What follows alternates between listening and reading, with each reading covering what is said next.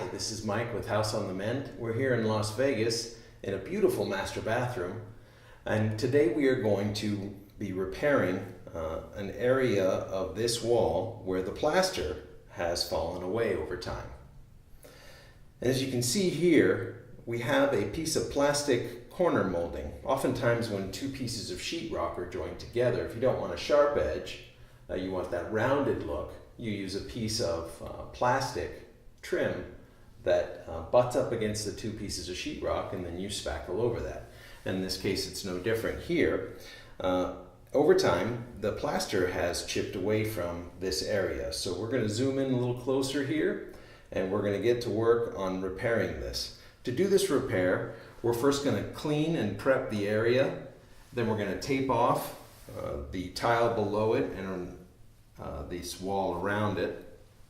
Then we'll get out some spackling, and we'll start covering and working that spackling into this area. That's going to have to dry for some time, and then we'll come back, sand it, prep it with primer, and finally paint it. So let's get started. Alright, so as we zoom in here a little more, you can start to see that the plaster that had gone over the sheetrock and over this top surface area and the rounded corner molding has started to chip away right here. So the first thing we're going to want to do is clean and prep this area. I want to start by poking out, clearing, if there's any room, clearing out some of these little holes here where the trim is flexible, because that's going to allow me to squeeze in some of the new spackling. And when that spackling goes through the back, it'll help adhere more to the front of this plastic trim when it comes time to start sanding it and working it. So we're going to give ourselves the best opportunity for really good adherence from the spackling by clearing out these holes here. You can see there's not much holding these on right now. All right. That's pretty good.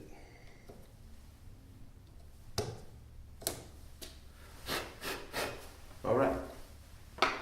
Next thing we want to do is open up this cleaner. I like to use this cleaner here. It's naphtha. You can buy it at any hardware store. And it's a little gentler than mineral spirits and those sorts of things, but still has that viscosity and cleaning and certainly the fumes. But it doesn't take much. We just want to clean that general area up. We got soap scum and every other thing here from the area of a shower that builds up over time. So I just want to make sure we've got the best chance for adherence with the new spackling. You can see we did get up some grime there, so good. All right, next thing we're going to do is tape up this tile area here so that when we're starting to put spackling in, we're not creating a huge mess for ourselves for later. This is regular painter's tape. It's a low residue tape. Works great. Comes in blue, or some manufacturers or some versions come in green.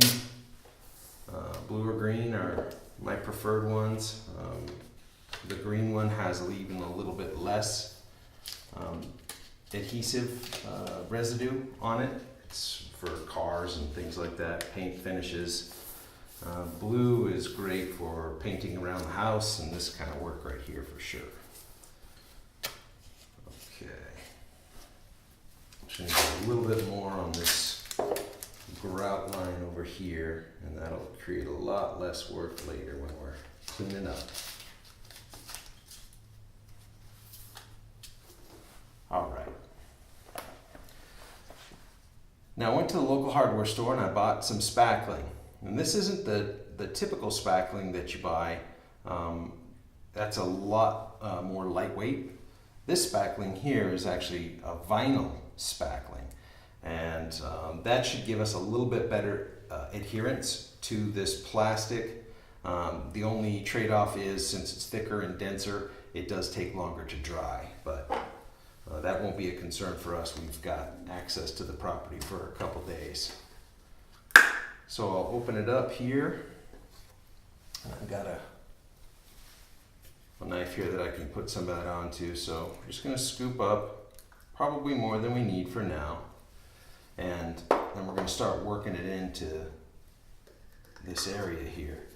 Try to get it close to what we need as far as the thickness for two reasons. One, it's less sanding and preparation to paint it later, but also it'll dry quicker. The thicker you put spackling on, the longer it takes to dry. We're going to start by just getting a nice piece of that here. We're just going to start working it in. This stuff is very, very much the consistency of whipped butter.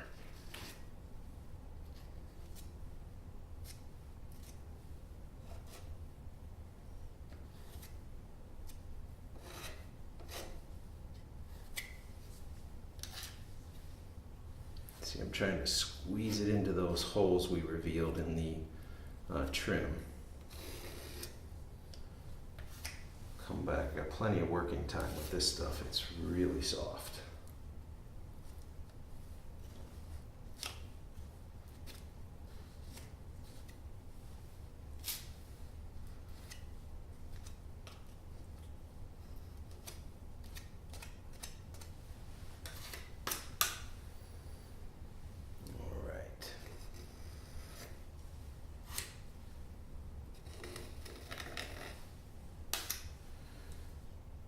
Doesn't have to be perfectly smooth. You can have some stuttering like you see there, because that'll all be worked out when we come back and sand it after it dries for 24 to 48 hours, depending on the type of spackling that you use and how thick it ends up having to go on.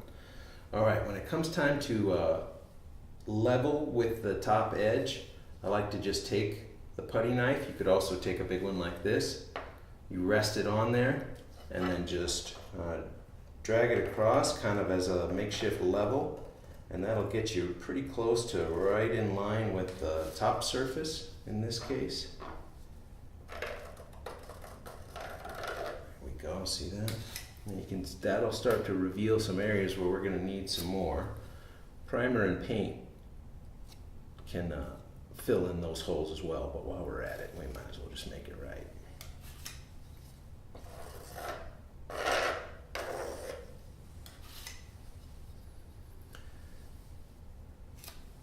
This isn't like two-part epoxy where you only have like a 15-minute working time. This stuff is really soft. Plenty of time to work it.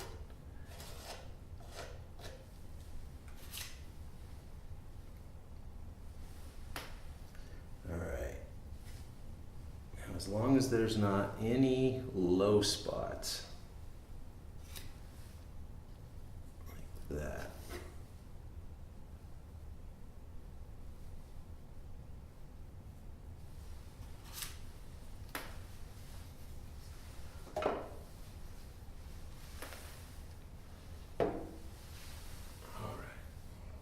Aside for a minute.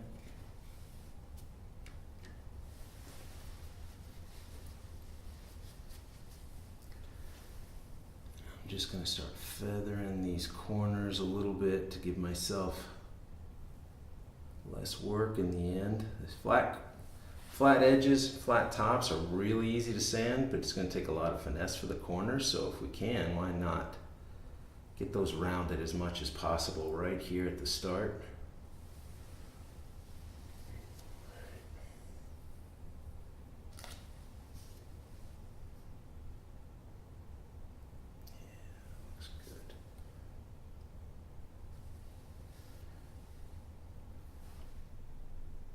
All right, 24 hours has gone by and this spackling is bone dry. That's good. So next thing we're going to want to do is sand it down. Now we're going to sand it to make a nice smooth gentle curve, and we're also going to be checking at that time for any possible low spots, like maybe right in there. To aid in cleanup, I have a drop cloth down on the ground, and then I like to take just an average everyday grocery bag and tape it right underneath the spot where I'm going to be sanding or drilling into walls, and that lets all the debris fall right into there. It makes it much easier to clean up the customer's house. So I brought out a few options to show you. There's several ways to sand. This is a nice little sanding pad, very thin, and it can conform to your hand, conform to a wall, and does a pretty good job.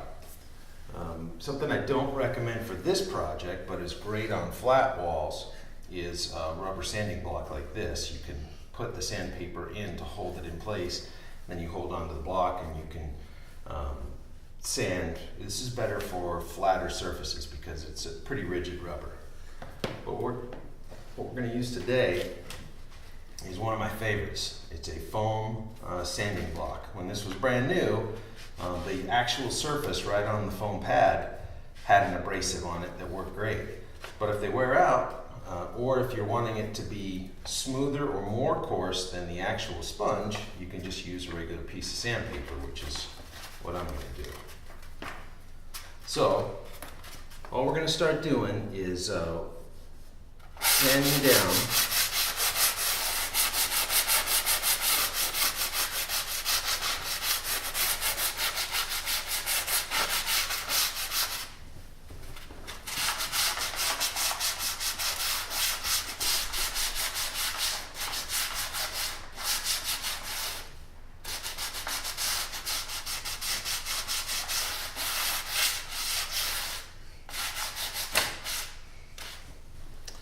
that'll give us a sense of how we did. Now as I look here, I see several smooth spots and then several areas that are low. When spackling dries, it compresses because the moisture is leaving it. So it's not uncommon to have to come back and put a second coat on. And to make it look really good, that's what we're going to do here. So I'll get a vacuum and I'll clean all this up, and then I'm going to put another round of spackling on. When we come back, I'll have it sanded properly and ready to prime. Alright, so I put another layer of spackling on there to get rid of some of those low areas, and then let that dry, and I sanded in the same way that I showed in the last clip, and now we're ready to put on some primer. And I like to use Kills. It's nice and thick, and it's a premium product. I pre-mixed it out in the garage.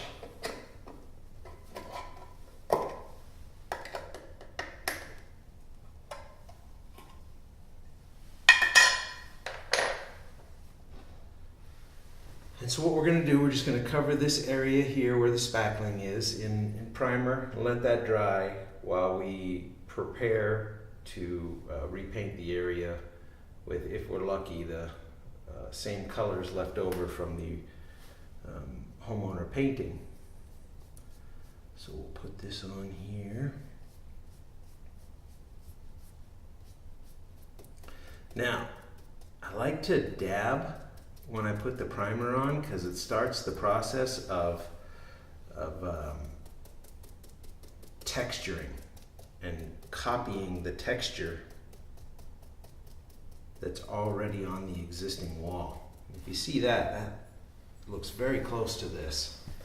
So rather than brushing it on and getting brush strokes, which can look really nice in some types of furniture and thing, here where we're trying to simulate this original texturing, I find that dabbing with the paintbrush works really good.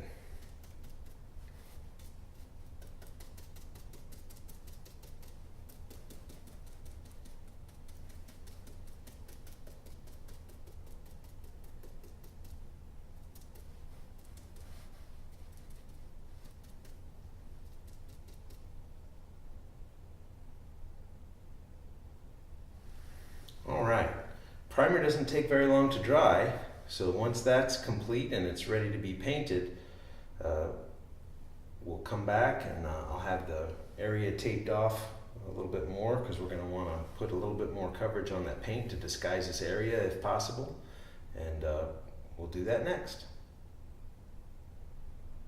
All right, so our primer is all dried and I've masked off this whole top shelf.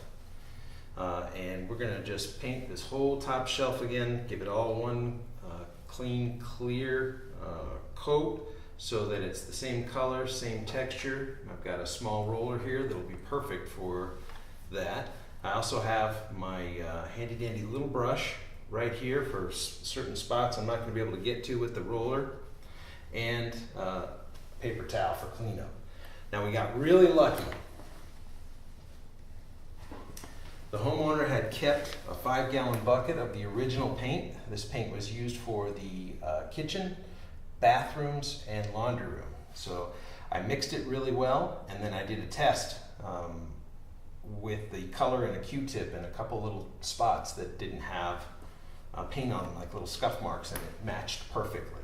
I always like to test that paint after I mix it to make sure that it hasn't aged so much that it's no longer the same color. And I like to test that somewhere other than the high visibility spots, such as this, this rounded area in the shower.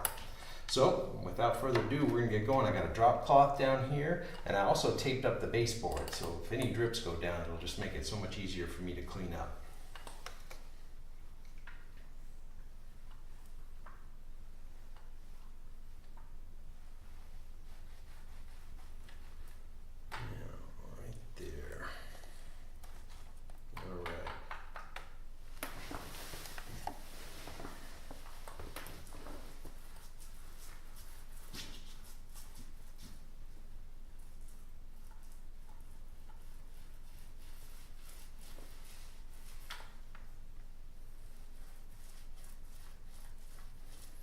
This tape, I should say, does a great job of masking off the grout here where the tile comes, but even though I don't want to get too thick with a roller, I want to make sure it's just kissing that area so that it doesn't run through the paint.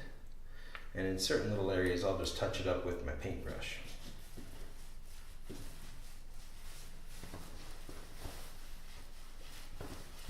As you can see here, boy, a little is going a nice long way.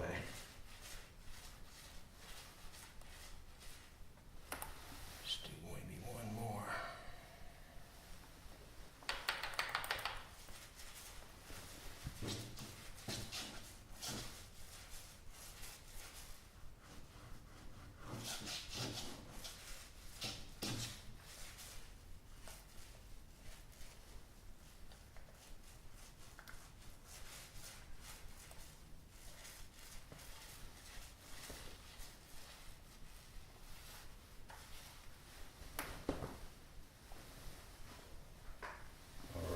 Looks really good. Let's get just a little bit of paint on my brush for these couple little spots that the roller couldn't get to, like right there.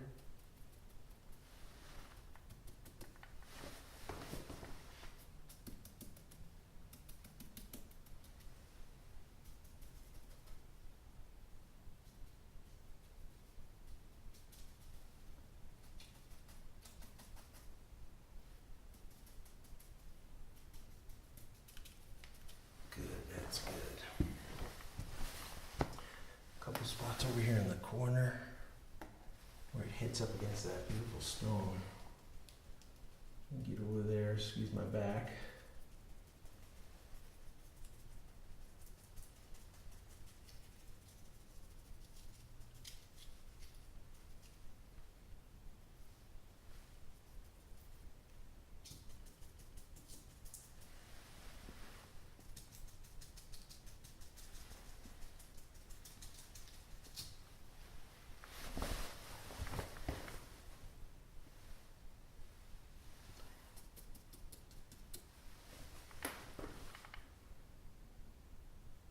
All right, so that'll do it. We'll go ahead and let this dry, clean up all this tape, and we'll come back for a final look. Well, we're all done, and the color is a perfect match. We spackled that area where the plastic was showing through, sanded it, primed it, and put a coat of the original homeowner's paint on there. I think it turned out really well. Now you know the steps it would take for you to repair damage such as this on your wall. If you feel this was a little too daunting for you to take on, however, I understand. And if you're in the Las Vegas area, consider giving me a call. I'd be happy to come repair an issue like this for you. Until next time, thank you for watching.